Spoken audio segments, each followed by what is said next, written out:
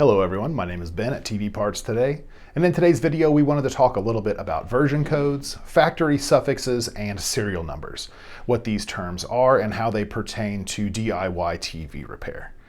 While these terms do sound very similar to each other, the main difference is going to be that they will be referring back to a specific brand of television.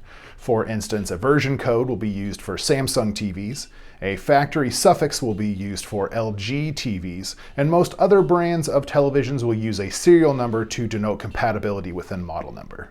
The main idea here is that a version code, a factory suffix, or serial number will go along with the model number of your television to determine which parts actually go into that unit. So for instance, if we have an LG TV with a factory suffix of BUSGLJR, then we will need to find a main board that is both compatible with the model number and that factory suffix. Much the same with a Samsung television. If we have a version code ending in UF03, then we will need to find a main board that fits both the model number and the version code.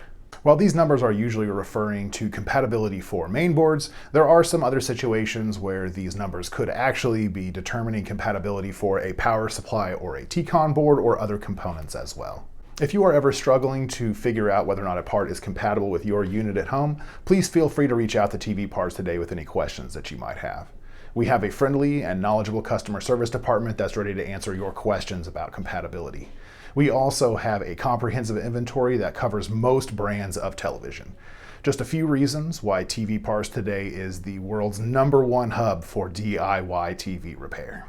All right, that's going to do it for today's video. If you have any questions about this or any other TV repair, please feel free to reach out to TV Parts Today at 930-212-1975, or you can send us an email to info@tvpartstoday.com.